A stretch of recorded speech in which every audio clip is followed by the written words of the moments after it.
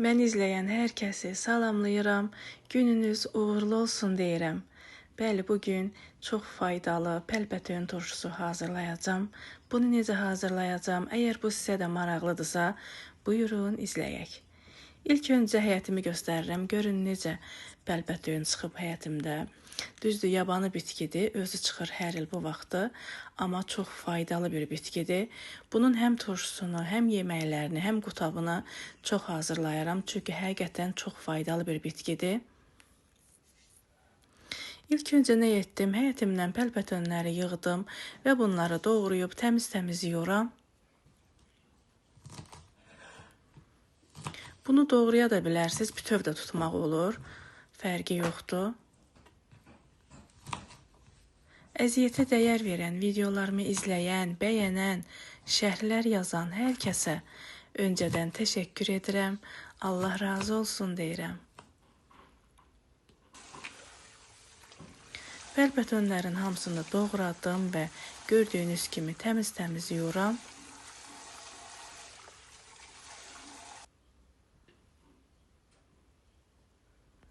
Yudum, aş süzənə qoydum ki, suyu getsin. Mən nə edəcəm? Qabın içərisinə əlavə etdim. Üzərinə qaynanmış qaynar su əlavə edib, yarım saat belə qaynar suyun içində saxlayıram. Qaynar suyun içərisində ona görə saxlayıram ki, bitki də olsa biraz solsun, ölsün, yəni bankaya çox yerləşsin. Düzdür, belə doğrayıb qaynar suya salmadan da bankaya yığmaq olur, amma belə daha rahatdır mənə. Yarım saat qaynar suda saxlayandan sonra bunu aş süzənə süzdüm. Gördüyünüz kimi nə qədər həcmi azalıb, bu da o deməkdir ki, bankaya çox yerləşəcək. Keçirik bankaya yığmağımıza. 3 litrlik banka götürmüşəm. İlk öncə qara dənəvər istiot əlavə edirəm və 1 ədəd acı biber əlavə edirəm. 2 ədəd dəfnə yarpağı, 2 diş sarımsaq və biraz quru şüyüd. Mənim bu turşuya əlavə etdiklərim zövqə bağlıdır. İstədiyiniz nəsə varsa əlavə edə bilərsiniz. Və pəlpətönü bankaya yığıram. Dediyim kimi bunu qaynar suda saxlamadan da balona yığmaq olur. Amma yer çox tutduğu üçün belə qaynar suda öldürüb bankaya yığmaq daha məsləhətlidir. Həm də tez yetişir, tez hazır olur.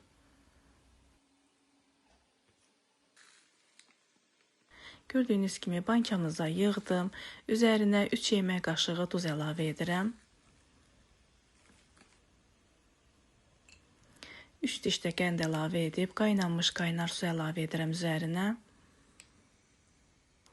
İnanın ki, çox dadlı, ləzzətli bir turşu alınır. Baxmayaraq ki, yabanı bir bitkidir, hər yerdə bitən bir bitkidir, amma faydalarından danışsam videom bitər belə. 3 litrlik bankaya 1 stəkan üzüm sirkəsi əlavə etdim. Üzüm sirkəsini də özüm hazırlamışam və bunu bu formada qarışdırıram. Artıq turşumuz hazırdır. 3 gündən sonra bunu yemək olur və 3 gündən sonra da açıb sizə göstərəcəm. Bəli, dəyərli izləyicilərimiz, bir faydalı videonun daha sonuna gəldik. Paylaşdığım videolar kimlərəsə fayda olursa, videolarımı izləyərkən bəyənməyi unutmayın.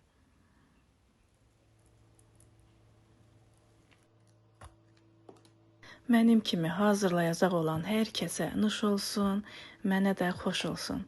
Hələlik bu qədər sağ olun, Allaha əmanət olun.